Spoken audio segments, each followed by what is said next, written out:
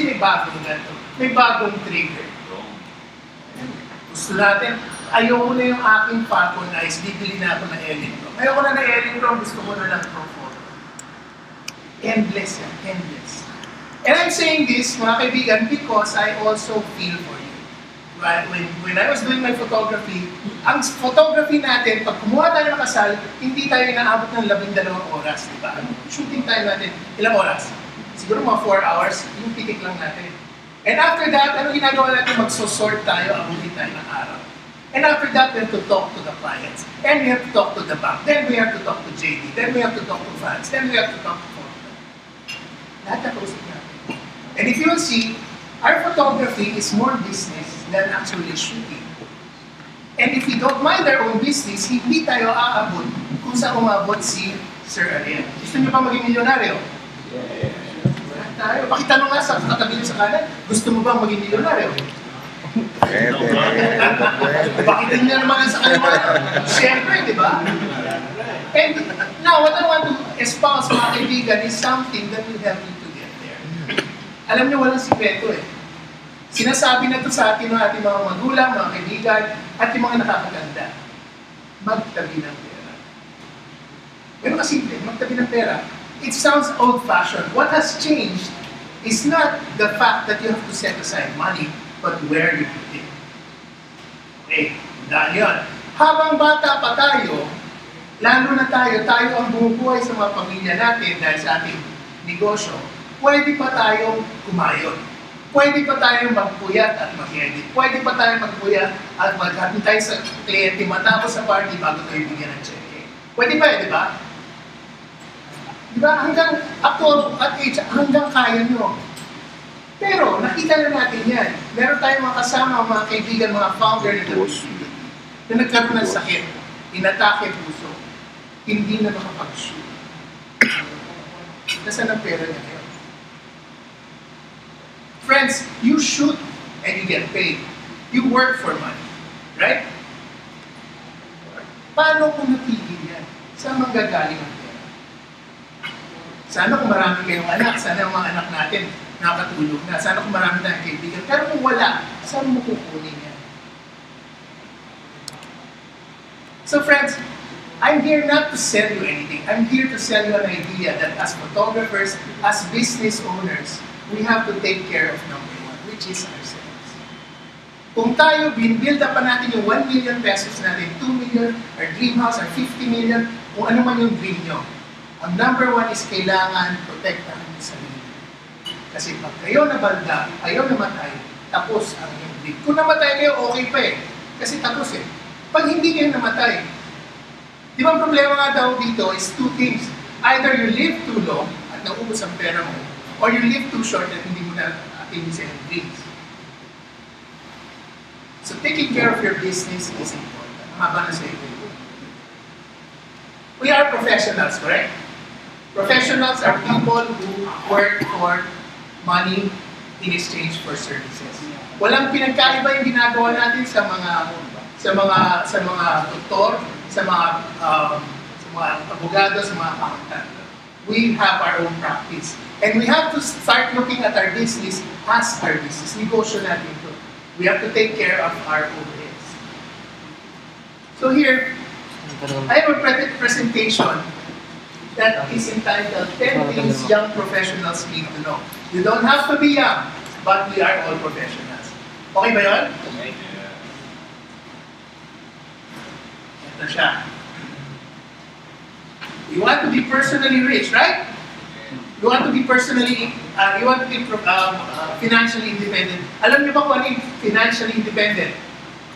Yung walang utang at nakakapagtabi pa ng pera. Sino po nandun nga? Wala na pong utang. Kay Magamon. Kay Nati. Ang dami kong utang sa credit card eh. I think we're all going to go there. Gusto natin makaabot na maging financially independent tayo. Tama? Yes. Yes. Now, if being financially independent, ang malungkot, mga kaibigan, walang nagtuturo yan. Kahit saan kayo magpunta, walang nagtuturo. Not even the best colleges. Nobody tells you about personal finance.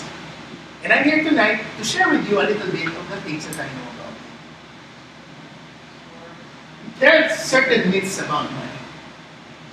Dati, pag nakakita na tayong naka Harley Davidson na photographer, ay, na yun, kilala natin. Pero nakikibigan kasi dito. Ito ang reasoning niya, and it's valid, mga kaibigan. Kaya siya naka-Harley Davidson, he wants to show his clients that he's doing well para maka-justify siya ng pakete niya. That makes sense. That makes sense.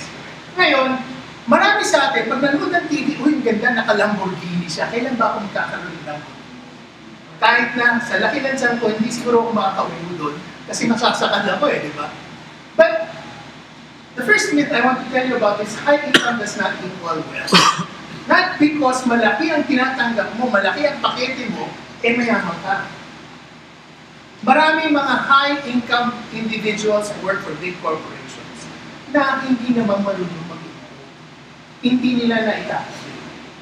Here's a fact, 1 out of every 3 lottery winners eventually become bankrupt. Totoo yun. Diba pang karote? Kasi hindi nila alam gagawin sa pera. Ubus biyaya. Alam natin yun, di ba? Yung ubus biyaya. Pag maganda yung bonus, pag maganda yung pakete. Uy, may extra. Kailangan ko na-upgrade yung aking Mac kasi 2010 to. May 2015 na. Ito matakbo yun. Di ba? 60% of NBA players end up broke within 5 years of retirement. Marami sa atin, lalo na nung nag-transition from film to digital, medyo marami sa atin ang kumita ng timba-timba, pero nasaan naman yun? Saan napunta? You can always say na-enjoy natin, pero hindi tayo bumabata, tumatanda tayo. And when you grow older, you get sick more often. Even if you try to take care of your health, para tayo sa sakyan na nag-depreciate. Here's another alarming fact. 46% of OFW remittances are used to pay debts. So even professionals, as you can see, doctors driven to bankruptcy. Money has a lot of connotations, and there are emotions that are attached to it. Let's see. Do you identify with this? Money is evil. You think it's evil? Retail therapy or mood changer. Money, ginagamit na, lalo na sa mga mahilig mag-shopping, sa mga loob ko, makabili nga ng bagong gadget. Kasi hindi ko nakuha yung booking, bibili ako ng bagong ganito, justify natin kasi or I'll deal with it later. Kulang pera, pero sige, ito na. Or it's a hidden addiction, gadgets, accessories, or even clothing. Unplanned major purchases. Playing financial hero to family and friends. Alam niyo kung sino kayo. Pag nilapitan ng kamag-anak, kasi kulang yung pang-tuition ni ganito, ng pinsan mo, ng pamangkin mo. And sometimes, we want to help, but we have to help ourselves and our families first. Living in money fantasy time. Parang hindi grounded. There are money beliefs. There are 2 sets. First is the abundance mindset. Ito yung positive thinker. I create my financial future. I see opportunities. I learn from successful people. And we associate ourselves with successful people. Kanina kausap ko si Ka Ariel. Kasi sabi ko, Ka Ariel, gusto kong marinig yung kwento mo. Narinig na nila yung kwento mo. Today, I want to share with them how they can get there if they work at it. We want to get paid for results, and we are good money managers. Look at the last one. Have their money work hard for them. Tayo, we work hard for our money. Would you like your money to work for you? Yes? Gusto nyo na, kung makamukha ni Ka Ariel, na nung naayos na niya, nag-golf na lang siya araw-araw. Pero alam naman yung dinaanan niya bago siya nakarating doon. The other one, the right side, you have the scarcity mindset. Ito yung kahit ang pambigay mong solusyon, sa kanya, hahawakan niya. Kasi para sa kanya, naku ako maubusan ako. Kung baka ito yung batang nagdadamot ako, baka agawin sa akin to. Life happens to me. Ako'y biktima. I see obstacles and do nothing. I resent successful people. A lot of people don't want to say that, but there is an inner emotion in us na, ay, yabang yan. Pala, higit lang tayo. And it's a natural human emotion. Surround themselves with negative people. I was talking kanina to Richard about having negative people. Alam mo yung negative people, yung lahat hindi pwede. Sabi niya, baka natin pwedeng itabi dito, hindi maganda dyan. Kasi, alam mo, last time nilagay namin dyan, nalaglag. Dito, ay pangit din dyan, hindi natamaan ng araw. Bawat solusyon na bigay mo, may problema sila. Hindi bawat problema may solusyon. Those are negative people. In our business, that kind of a complication, hindi natin kailangan.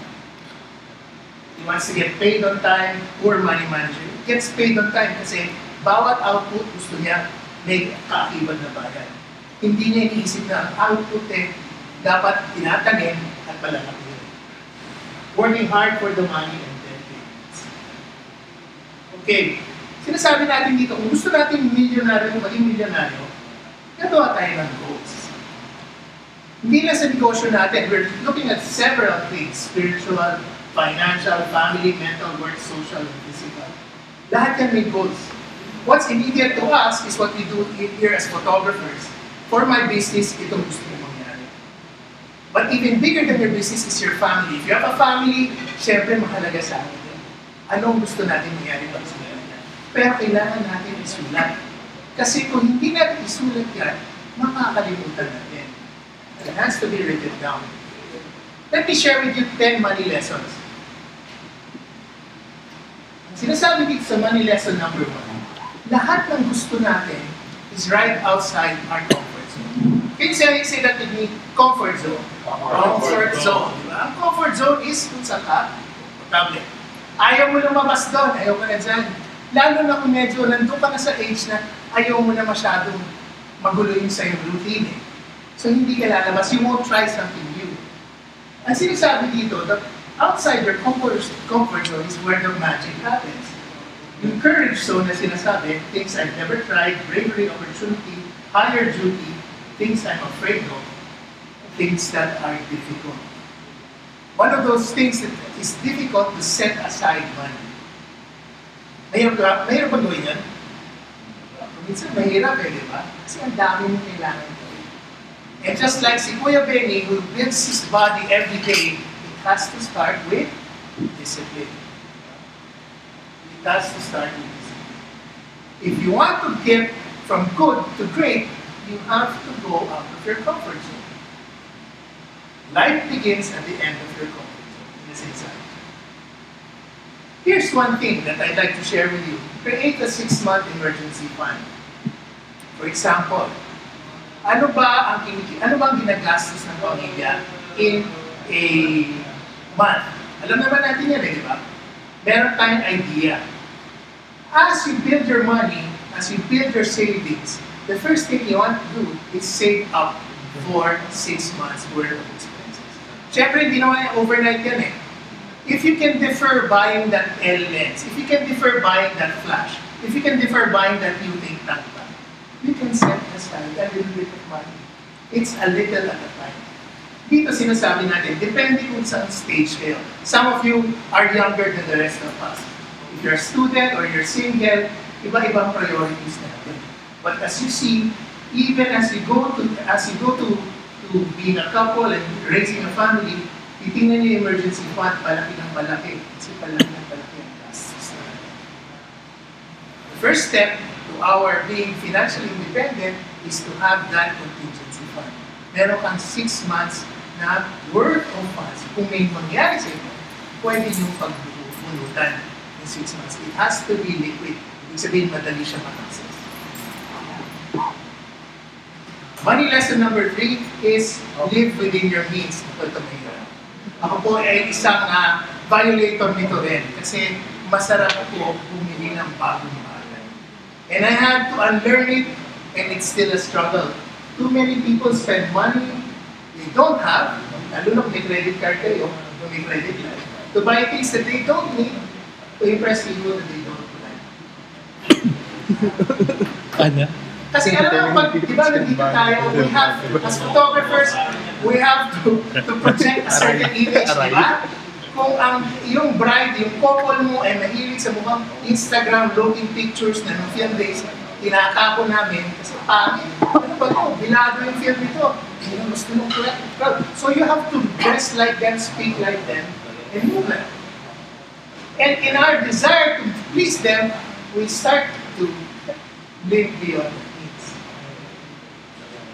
Nung time po na yon, nung malakas na malakas ang photography, nung transition from film to digital, a lot of people were making money kasi dati ang bagal po ng learning curve sa photography. You have to invest in film, you have to wait, you have to take notes. Simple things like exposure, hindi mo maintindihan. Hindi mo alam kung ano itsura ng 1/3 over, 1/3 under. Kasi a third lang yun. Nung nagkaroon ng digital, ang bilis. Ang dami ito rin natuto. Kaya yung mga nakatuto ng film, pwedeng mag-charge ng malaking pakete.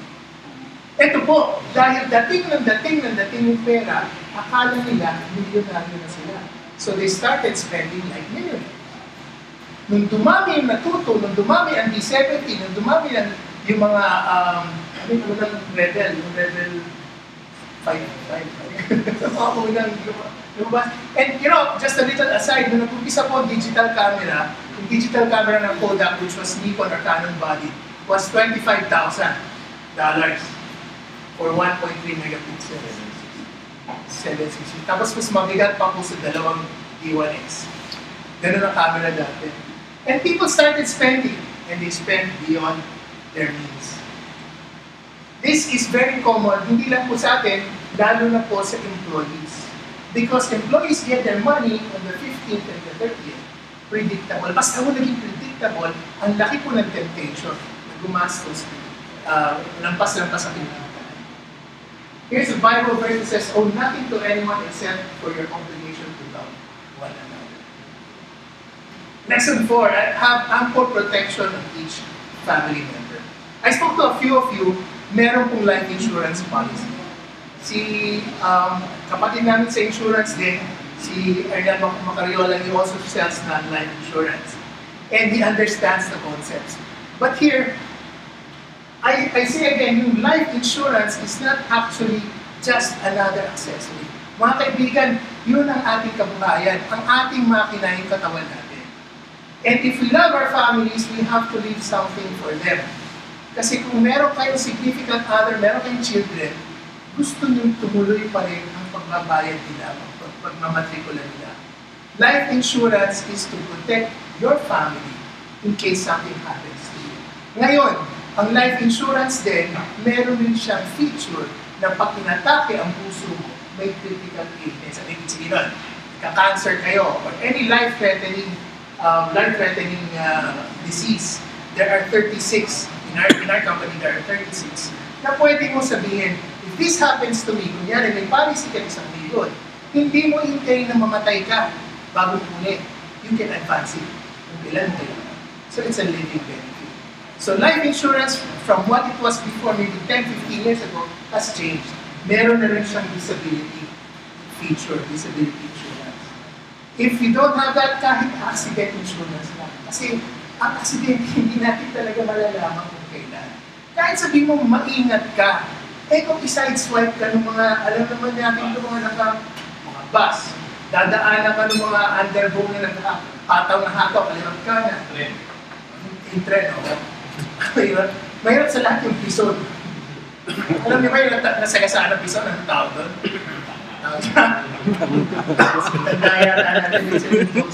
Sa akin ang pison. So here we go back to critical illness insurance. Ingat ka. Pag hindi ka buo yung milyones nyo, insure nyo sarili nyo. One way or the other. It's the most responsible thing. Kaya naman tayo naghahanap buhay, di ba? Para sa ating pamilya. And if you don't insure yourself, you are doing them a disservice. Of course, just like membership in WPPP, it needs a certain commitment. Kailangan magtabiga every month. Ako mga kaibigan, my job is different from what I used to do. Hindi predictable ang income ko. Parang sa atin, sa photography, hindi mo malaman kung itong buwan na to, kikita ka ng 9 figures, 6 figures, or 5 figures. Hindi mo alam. And that happens because valuable tayo, di ba? And sometimes, sabi, teka, kulang ko ito pang bayad ko eh. And I make it a point na pagkakasyahin ko insurance kasi alam nyo, hindi ko ako slave. Kung may nangyari sa akin, malaking liability sa akin. Happens to me. I have 2 small children and I have a wife. If something happens to me, paano sila? So iniisip ko, habang hindi pa ako ganun ka-healthy, I have myself insured. How much insurance do you need? Yan ang tanong. You have to factor in kung anong klaseng expenses ang ginagamit. Sino po ba nakakaalam kung magkano ang monthly expenses nila? Lahat po ba tayo alam natin? Alam natin. More or less, di ba? Tapos alam rin natin kung magkano ang kulang para mapunuan ang monthly expenses natin. And that starts with that. Kung gusto natin na mabuhay yung pamilya natin for the next 6 months after tayo namatay, makahanap ng trabaho si Mrs. Huwag naman sana makahanap ng bagong mister. Pero makahanap pa ng way of supporting themselves. How long do you want them to live on that? Kasi kung, if, for example, you make 100,000 pesos for your family a month, then you should be able to set aside 100,000 pesos per month for the next 1.5 years. Depende sa inyo. So, what is clear dito is kailangan alam nyo kung magkano ang ginagastos mo. And you project that in. Malinaw po ba? Yes. Sa atin, alam nyo, anong insurance sa atin? Kasi insurance, dati, ewan kung naabutan nyo yun, nalabita, makatukaw ka, tapos kukulitin ka. And, you know, sometimes you're so negative about it, you don't see the value in it. Ako, magmula nung nasubukan ko itong hanap buhay natin, doon ko naintindihan na pag tumigil ako, o na involuntarily na matigil ako, ano mangyayari sa income stream? And in the Philippines, because of our habits, we only have 1.1% uninsured. Baba ng 100 million tayo. Baba nun. If you have your income and you have your illness expenses, pag nagpantayan, ubus. And we've seen that happen, sadly. Let's go on to money lesson number 5. Sinasabi ko, ibukod niyo muna yung pera kung kaya talaga. Magbukod kayo para sa sarili niyo. Pay yourself first. Kasi normally, pag dumating ang pera, anong gagawin natin? Ano unang babayaran natin? Utang. Expenses, kuryente, tubig, pang-aral, kape, Starbucks, album. Hindi ka mag-picture ni Anthony ulit, di ba? Dati, di ba, pwede pa sanla yung camera sa photo lang. Hindi na. Matanggap pa ba si Utol mo lang? Hindi na. Hindi na tinatanggap nila tutsi. So, pay yourself first. Alam nyo, kailangan dito change of mindset. Kasi kung nakatatak na sa utak nyo, ang insurance, tsaka na insurance, optional yan. Pag kayo natigil, tapos walang pagbubuhutan, hindi optional. Kasi alam nyo, insurance, binibili yan habang hindi kailangan. Kasi pag kailangan nyo na yan, hindi na kayo bibentahan. Pag kayo may tama na sa puso, may high blood na kayo, mahal na kayo. Kung kayo may cancer na, wala na mag-insure sa inyo. Kasi insurance is paying for that risk. Sumusugal yung insurance company sa atin, hindi tayo mamamatay na maaga o hindi tayo magkakasakit ng maaga.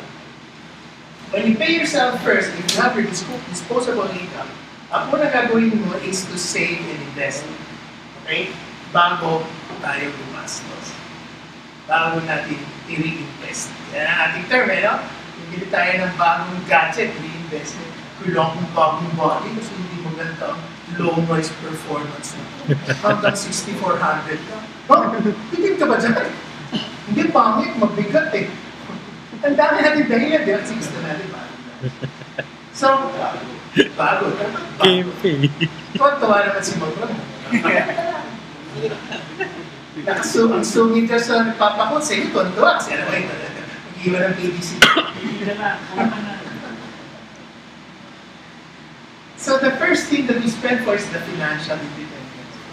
You know, in a separate, if you're interested, I can help you with that, how to set it up, how to fix it. Not necessarily to sell you anything. I want you to have that kind of mindset because sa negosyo natin, it's not only essential. Talaga, it will determine if you will survive or not. Pre-retirement essentials, funds. Merong mga grupo dito na yun na tinitingnan, retirement. Diba, tinitingnan, magpapaaral pa lang, diba, mag-aasawa pa lang.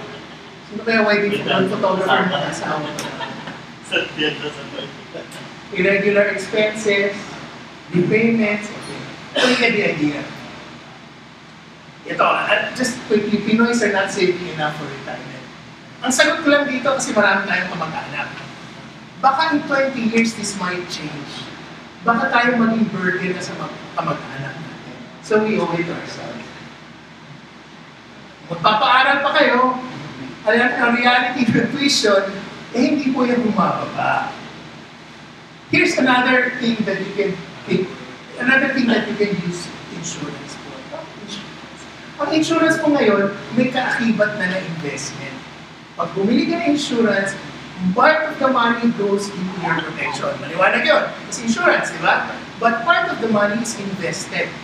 It's invested in several funds. Funds are simply money that is put together. Pag in-invest nila sa isang fund, and these are done by professional investment managers, now you can see the graph. Ang net result po nito, pag tumating ang panahon, after a long time, what's a long time? Maybe 10, 15 years. Pwede mo na punan yun. Like you would in a bank, but only better. Kasi ang bank, do you realize, ang bank will give you how much in interest? 4? 1? Ano net? Less than 1%. Investment instruments can start from 4% all the way to 20%. Depende kung gano'ng kalakas ang loan nyo. And that will always be established. You have to know how much you want to gamble in the sense na gamble kasi kung gano'ng risk, ano risk appetite. O kung 20%, Edwin, maliit ka kasi kung susumahin ka sa negosyo namin, kaya natin kumita ng 40%, ito yun. Kaya natin kumita ng 40%. But hindi araw-araw Pasko. Di ba? Dumadaan tayo sa Biyernes Santo. Kung saan ang haba ng Biyernes Santo. Diba? Tagtuyot. Walang nawasa, walang tubig. Tapos sasabihin, ano bang maling ginagawa natin? Eh, ganun eh. Dumadami ang Pilipino, dumadami ang photographers, dumadami ang ating mga competition. So, getting back, how do you start paying for your child's education? One way is by putting it in an investment. An investment is just another way for you to save money by setting it aside. Itatabi mo systematically para hindi after 5 years, baka after 10, 15 years. Okay. Maliwanag po ba? Okay. Let's pass that. Okay, the cost of procrastination. Sino po ba yung gusto mag-delay? Okay. Masarap eh, no? Tsaka na yan, may oras pa. I think it is a sickness that is built into our psyche. And kaya tayo nauunahan ng iba kasi hindi sila nagdi-delay. Procrastination is a favorite May copy na naman sila. of mine. Kahit ako, I'm a procrastinator and I have to fight it every day. Kasi pag nag-invest po kayo, hindi po dahil nag-invest kayo ng malaki ngayon, magtatuloy-tuloy na yan.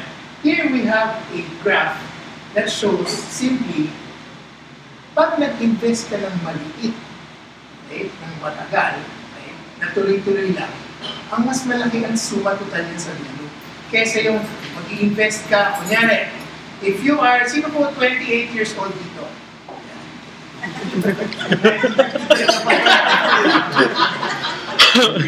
Kunyari, nag-start ka mag-save at 28 at ng 10,000 naman, okay? Tapos, itong isa, nag-start mag-save ng 10,000 naman at 35 years old. Pagdating nila ng 16, gusto na nilang mag-retire, sino po ang mas maraming pera? Yung mas maaga nag-umpisa. Yung mas maaga nag-umpisa. And you will see later on the power of compounding. Power of compounding. Ang power of compounding is ini-interesan mo na yung interest. Kunyari, kumita ng 2 pesos ng year 1, kikita ulit ng 2 pesos ng year 2, tapos 4 pesos ng year 3, kasi hindi mo siya ginagalaw. Ang ini-interesan, yung lumalaki yung money, nagbabalon siya. Simple lang, di ba? The hard thing is setting it aside. Pero this principle will work for you whatever investment you want to get into. Buying a home, okay ba no? Tips in buying a home, don't buy it, can't stay put, stop acting rich. Yun na lang muna. Kasi ang dami na malagay dito eh. Don't drive away your wealth. Nako. Alam nyo, merong isang Metrobank, sa si Chino, may Metrobank gathering of billionaires. And, you know, people are watching, ano kaya ang dala ni ganito? Mga big names, mga big Chinese names. Uy, siguro dadalhin niya naka-Rolls Royce kasi siya lang mga-afford niya. Billionaires club eh. Alam niyo, 85% ng sasakyan na dumating, guess nyo ba? Toyota Innova. 85% of the billionaires na top 100 billionaires ng Philippines na Toyota Innova. And sabi ko, so there is truth. Akala ko sa US lang to eh. Don't drive away your wealth. Si Warren Buffett nagsabi mo, ano yung coaching niya dati yung bakit pero one of the richest men in the world. In fact, dito, I'm coming from the corporate world, makita mo, very concerned kami sa image. So kapag na-promote ka na, mas maganda ng car plan mo. Pwede ka nang mag-spend na, naka-German car ka na.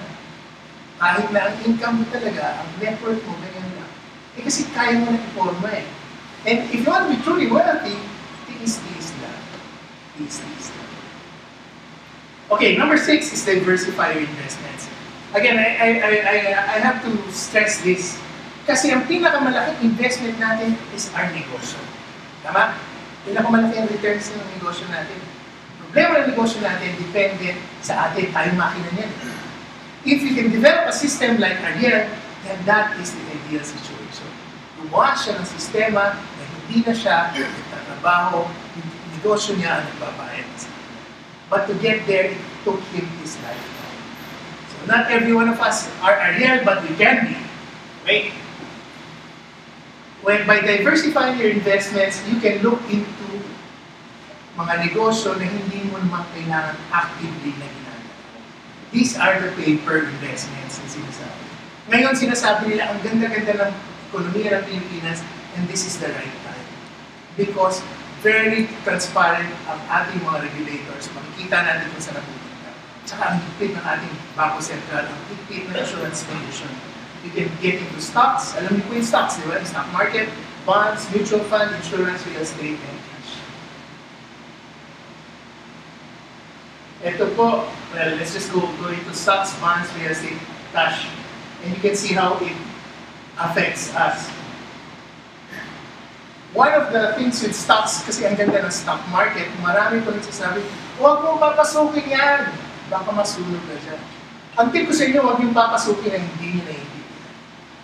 So, again, education is number one. Yan tutuwa ko na sinabi ni Sir Richel that you are going to get into more education. And this is the start. This is financial education because we need this for our business. Bonds provide income. Bonds are utang. Utang ng mga kumpanya sa atin. Real estate, lahat tayo ginagawa natin. Gusto natin magkasariling bahay, gusto natin magka-rest house, gusto natin maging atin yung tinitira natin. And cash is something that we all want and all have, and all want to have. Let me just go through this quickly. The 20 fastest growing economies this year, we are number 2, only second to China. Galing po ito sa Bloomberg. So hindi ito galing sa number 1 na, kasi nag-decline ang China. So the Philippines is actually doing very well. So ang tanong natin ngayon, nasa na yung booking? Walang booking, di ba? Bakit kakaunti booking natin? And that's one thing we have to find out. Pag-aaralan ko talaga yun. One of the things that we were talking about is changing tastes. Nag-iba na ang taste ng ating mga kinakasan. Hindi na sila naghahanap ng tamang ilaw na broad lighting, short lighting, hindi na hinahanap yun. Kaya nga niya, tinatanggap, basta nakangiti. Kaya tinutubuhan ng posis sa ulo. Ay, ganda naman ang setting. Nakita may posis sa ulo yung drive. Sa magaling ka Hindi na nila tinitingnan yun eh. They don't look for basics. They just look for the feel. And you cannot argue with the market. At WPPP kayo, you are gifted with masters who can teach you the basics, the right ones. Kasi at the end of the day, trend lang yun. Yan is Instagram, magsasawa rin ng tao sa litratong pangit. Dadating sa hanapin nila yung maganda ulit. Kasi nakakaliw sila, wow, ganda naman ito. Oh, Lo-fi yan eh. Mali yung kulay yan. So you go back to that. I digress. Ang tanong ko, would you like to capitalize on this? Would you like to capitalize on the fact that the Philippines is Asia's fastest growing economy? Gusto niyo ba? Ayaw niyo. Paano natin gagawin? Yan. Para daw 1950s. Gagawa ko dyan. 1 year to go. Move over Thailand, the Philippines, and Southeast Asia. Here's what we do. Develop a multiple income stream. This is money lesson number 7. There is leverage income, recurring income, passive income, and active income. Okay, ang active income is what we do. We're photographers. Recurring income is kung meron kayong paupahan o nangangolekta kayo sa may utang sa inyo. May pambayan. Recurring income na. Passive income is also paupahan. Wala kang ginagawa, dumadating.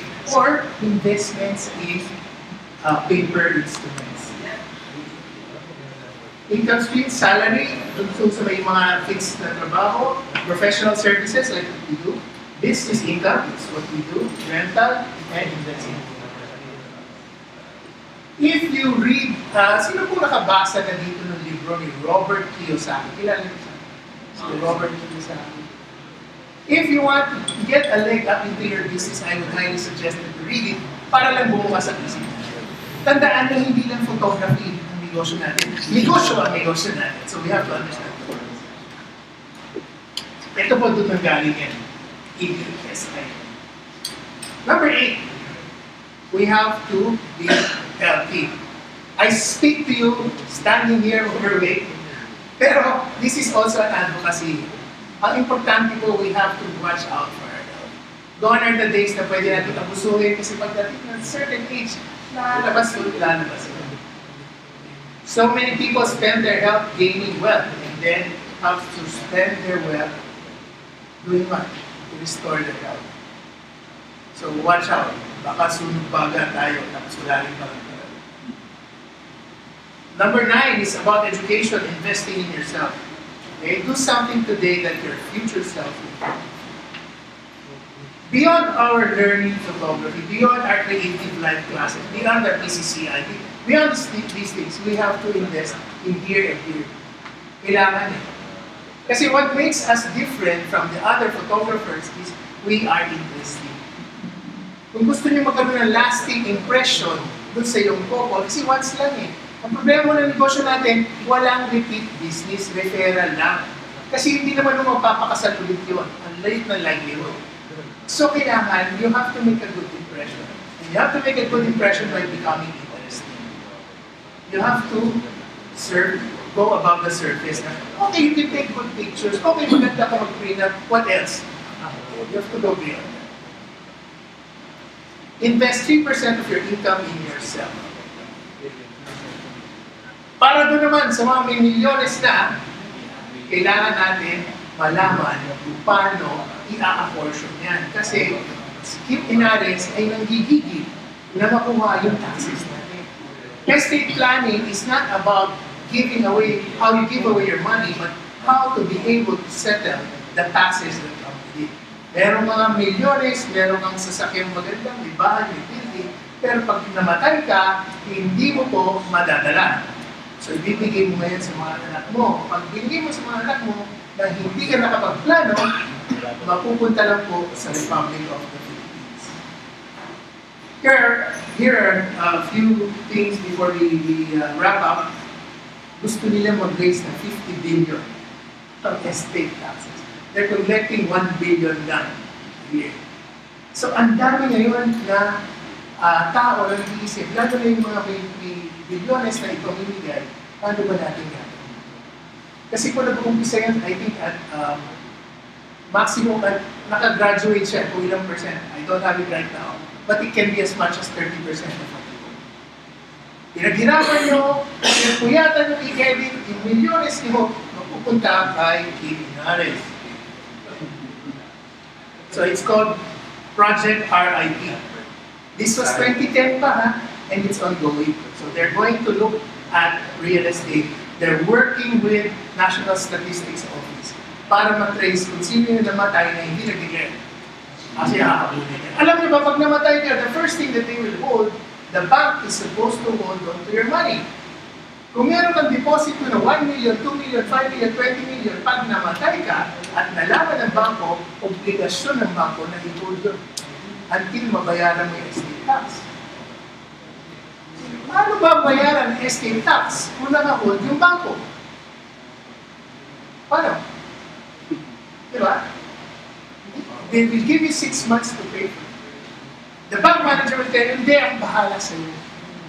Pag namatay ang asawa mo, sabihin mo sa akin para ma-withdraw ko. It gives you that assurance. Sige nga, sulat natin sa papel. You think they'll put it down on paper? No. The law instructs them to hold on to your property. Kaya nga, may insurance. Si insurance ang gagamitin pag namatay ka, that's the only time na pwedeng dukutin yung funds na yun. And obligasyon ng insurance company na ibigay sa'yo. Yung pera na yun, ang ibibigay mo ngayon sa BIR para ma-release yung milyones mo ng sa.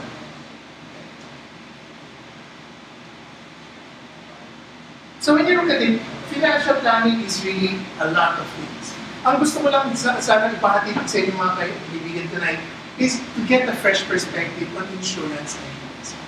I'm not selling you anything tonight. Yeah, pero ito, just keep an open mind. Kasi, you know, one of these days, you guys, I'm sure meron dyan magiging patok na studio na kinaiinggit ka na naman. What did he do differently? Anong ginawa niya? Diba? And there will come a time that we will all go through this and look at this. Let's look at our businesses, let's look at ourselves, and see how we can pay ourselves first by protecting ourselves and investing. Okay, maraming salamat po. May questions po ba? Yes, sir. Question lang sa investments in general kasi in my age group, marami na rin nagbabenta ng mga plans. So, medyo puro talagang flooding ng information. So, gusto ko lang malaman, is there an ideal order kung paano ako mag-i-invest? Kasi ako, nagsimula ako CitySec online and then nag-avail ako sa Sun kasi yung family ko na. So, that's good. So, gusto ko lang malaman, kasi di ba flexible naman yung depende sa budget mo eh. So, kailangan ba una insurance, then investments, then mutual funds, or is it some other order na ideal? But if I go back to yung discussion natin kanina, if you are the source of the livelihood, is our bodies, then kung hindi ka pa umahabot sa target goal, let's say, you want to save 100 million pesos, for example. Wala ka pa rin, di ba? For example. And sabi mo, I want to reach that by the age of 50. Habang wala ka pa sa age 50, you have to be able to protect yourself. That's where the insurance comes in. And it's nice ngayon kasi pwede kang bumili ng insurance na may investment na. That's called variable life insurance. In variable life insurance, a portion goes into protection and a big portion goes to stocks. So you have a two-in-one product. So insurance muna before anything else. If you want to insure, if you want to keep your protect the machine that makes the money, which is yourself, insurance. Oh. Sir Ned. Ako ba na insurance ay hindi taxable? Ang proceeds, thank you. Ang proceeds ng insurance, ito po, little secret, hindi po siya taxable. Kunyari, may namatay, hindi po taxable ang proceeds ng insurance. That said, pati po yung proceeds ng investment from insurance. Okay hindi mo natin ito. Yung proceeds, di ba, dalawang ang pinagagalingan ng pinagpupuntahan ng pera nyo pag bumili kayo ng variable life. Sa insurance, tsaka sa investment. Yung proceeds ng investment, hindi pa po taxable. As of today, it's a matter of time bago yan makita ng BIR. Ang UITF, there are 3 families na well-known sa Philippines on how we put our funds together. 3 classifications. First, yung sa amin, which the insurance company sells variable life. Variable life, investment insurance, yun. The second one is mutual funds. Mutual funds, gano'n rin yung pooled money. And the third one is UITF. Unit Investment Trust Fund. This is a bank product. Yan po magpipinsan yan. Ang differences lang yan kung sino nagmamanage, kung sino regulator. Sa VUL, sa variable life, you have the insurance commission. Sa mutual fund, you have the Securities and Exchange Commission. And sa UITF, you have the Bangko Sentral. Doon sa tatlong yon, dalawa doon, wala pang tax. Mutual fund, okay, so far, and si VUL. Ang UITF po, since it goes to the bank, neto na po, tatanggalin yung 20% from your consent.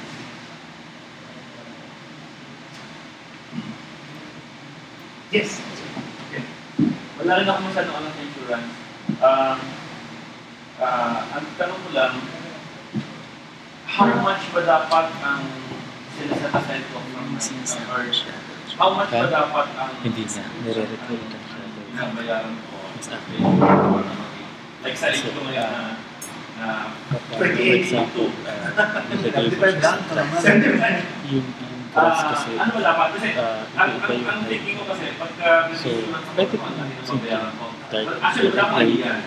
Hindi ko alam kung per year or per month. As much as you can afford. Ano yung May bank. mag-minimum ba? So, mas okay. And at the same time, Ang question is, you kung ano can bang use purpose mo? this Kasi part. alam mo, insurance to be honest, is a way to fund things. Kung wala kang pera, di ba you ask somebody else to fund it for you para mamumutang? parang Or halimbawa, i-flip mo lang. Yan ang mas na gagamitin. hindi Mas ko malaki yung accurate amount yung of bank. kaya set Kasi aside. For example, yung shadow. I can set aside siguro 1,000 pesos a month. Pwede ba yun? And then later Actually, on, ito, okay yung finances matrabaho ko, lang itong part na to. can I still adjust? Because of the frame. Pwede. Pwede yun. If for example, you can afford a certain amount, Yung pwede smaller frame. lagyan Pwede naman ng yung top last up. frame lang. Pwede mong Mas dagdagan. mabilis siya. Pwede mong dagdagan. Kasi sabi nga, lalo na if you're employed, ang money will always increase. Good for Alam mo, it's small expensive. frame. Pero umaakyat yan. Ang Kasi maganda rin. our capacity to earn increases. Yung ano mo, hindi siya mo mahaba. Tama. But yung susunod na mga workload, napakaganda. Hindi ka nahihirapan. Ano, 15 na ako, paano ito? Hindi ko pa nakakatulis. Ay, ang mahalaga is, cut out mo na sa people. Ganun ka rin, including, for example, if you want to be accurate, the shoes, yung balat, yung damit, like kay very detailed. Mas mabilis yung work after na. Hi. In addition to your question about what goes first, insurance or everything else, the question is always, you're not always going to be insurable. So the moment, like what Edwin said earlier, the best time to take on insurance is when you have no history of anything, no illnesses, when you have the money to set aside. Which goes to Sir Richard's question also. At a certain age, the premiums on your life is higher. So while you're young, it's a lot cheaper. When you get a little older, it becomes more expensive. So that's when the need is higher, but maybe the necessity is higher, but the insurance company might not take you on a service. Ang investment, anytime, kahit on deathbed, pwede mag-invest eh. On the deathbed, kahit may cancer, pwede mag-sinisek online eh. But insurance, you have to start it when you don't need it. As soon as possible and as soon as you can start affording to set it aside.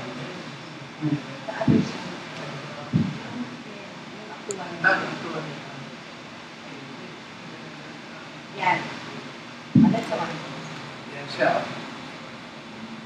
At least 25. So that's mga, sa inyo, wala mga 1,000 pesos na. 1.5 a month. Actually, it has. Yes, sir. Question lang, if you already have VPUL ka na, is it advisable to get another VPUL? Kasi in Singapore, when they graduate, they usually have 6 financial plans, right from onset or graduate. So, advisable na PUL instead of PUL ka tapos MF and FM. There's another slide here. There's the links. That one. DOF You see this, investing by age. If you're going to look at investment by age, if you're in your mid-20s, you put in a lot more in stocks because you have a longer period to generate the money, no, and the wealth. But of course, the insurance comes first. So if you're here in the mid-50s, the distribution is a little more conservative. But mutual funds and BUL, the only difference really is the insurance component. So you can, all the insurance companies in the Philippines sell the same things. It's really just the branding and the marketing package, but we all sell the same things. So at whatever age you can shift, or you can add on. The average person buys 7 policies in his entire lifetime. The average. So the wealthy buy more. Sa gobyerno. Even if I work for Proof, there are no coverage from Proof. I also have coverages from the other insurance companies. Kasi bakit? Sinasabi dito, we have to diversify. You can never say. If you remember, what is and what's the biggest insurance company in the Philippines? And they suffered the loss. They got out from that vaunted first place kasi nagka-problema, hindi sila, nagka-problema yung AIG, which is a US-based company. So sino magsasabi, sasanggalin ka sa pagdel at something in natin. So that taught me early that I have 7. And it's not an either or, it's only something na pwede nyo idagdag if you can well afford it, bakit ito. Have I answered the question? Questions for what? Don't be shy, wala akong kumayan. Yes, sir. Question ko lang, ano na sir, numbers. Kasi ako, bago lang akong nagkasawa. May anak ako maliit pa. So, how much yung pinakamaliit na pwede mag-invest? Investment ba yan or life insurance? Insurance pala sir. For yourself? Or? Sir, paano nila? For the family na sir. For the family. Sige, I can, actually, that's an interesting question kasi maraming tuhog yun eh. Pwede yung kayo mismo, if you're not insured, that would be the first thing. Then if you want to invest, and this is something that the insurance companies do, or the agents do, if you want to set aside for your children while they're young, pwede sila yung bata ang insured. And when they get to the age of majority, na pag ginawa mo siyang savings account, pero yung invest. So mas malaki ang money. Habang bata yan, wag lang yung sickly na child kasi maraming dadaanan medical yun. Again, even if you say na habang bata mas mabuti, if you have certain medical issues, then we have to address that. Siyempre, hindi rin naman papasok, hindi rin naman pupusta si insurance company sa atin kung may tama na tayo. So that becomes the reason kung bakit mas mahal insurance ko? Kasi sir, may history kayo ng asthma. Kasi sir, mataas ang sugal nyo. Pag may diabetes especially, having diabetes can lead to a lot of things. So, doesn't mean na hindi ka ma-insure, pero malaki ang chances na mataas ang rating mo. Kung type 2 diabetes, ikaw usapan. Okay, talk to you later, sir, para pwede natin ako. Mr. Monchi, question. Sige po, may... Si Louie, may tatanong na 45 million. Nabibig lang ako. Yes, sir. Ito, kami ng Milo, advice lang. Yung may mga extra income, mag-start na kayo mag-invest. Kasi hindi parating nandyan yung maraming wedding. Dadating yung araw na mawawala din yan. Take it from me. Dahil ko na rin nakita photographers na ganyan. Nangyari na sa akin to, nangyari sa ibang photographers. Mangyayari din na sa inyo. So hanggat pwede kayo mag-save or mag-invest doon sa mga kinikita nyo ngayon, invest nyo na. Para pagdating ng araw, meron kayong kukunin. Take it from me. Mangyayari yan. Yun lang. Thank you. Thank you, Mr. President. Sir, In relation sa sinabi Sir Ben, is there a way to invest in a company and not necessarily make one? yes. Yes. For the solution, we can talk to you about it. Pwede Kasi yung income or yung funds ng company instead of investing in putting it in a bracket na nag-lose din every year. Best na lang sa investment options. Right now, I'm working on a couple of small companies. Pag small company kasi, by law kailangan may retirement fund. Small companies. May retirement fund. So kung less than 20, mahal kumuha ng yan. So that's where you come in. Ang proof comes in as a way of funding the retirement fund. And all it means is just decision ng kumpanya and we prescribe ko anong klaseng mix. Meron dyan. Kasi ang insurance mo ngayon, hindi na tulad dati na forever kayo nagbabayad para meron. Hindi ka ba? Pero meron na ngayon 5, 10, 15, 5, 7, 10, 15. After that, tapos na. Iwan mo na lang siya. Tapos meron na insurance kayo na isang bagsak lang. Let's say, nakapag-ipon kayo ng kalahating million. You want to put it in the bank, but the bank doesn't give you good yields. You put it in investment. So pwede po yun, pwede yung corporation. In fact, may mga co-op that do that. Sir? You're always telling us to invest. What if you don't have any knowledge about the different kinds of investment? And how reliable are the specialists gonna assure us that we're not gonna lose money? Ang investment po is risky. Remember, the higher the risk, the greater the return. Ang pinaka-risky po natin na investment is yung negosyo natin. But because we control the variables, alam natin ang ating capabilities. Alam natin ang equipment natin. Alam natin ang cash flow. That's the highest risk, but managed. Ngayon, when you get into investment, you have to be able to check hanggang saan ba. I mean, the short answer to your question is, first, to be personally educated. Don't take it from advisors, but to have a working understanding. For me, at my age, start to kind of study the different investment. Is there any professionals or specialists in your company who could probably advise you a better option? Yeah, exactly. All our funds are managed by eSpring Investments. eSpring Investments used to be the Prudential Corporate Asia PAM, Prudential Asset Management. They're a team of fund managers. They're based in Singapore. And asking about expertise, for every type of fund, there are 7 funds that they manage for the Philippines alone. Yung bond fund natin, there is like a team of 5 people only looking into the bond fund in the Philippines. So these are experts. They are paid highly so that the funds will only yield for everyone who is investing.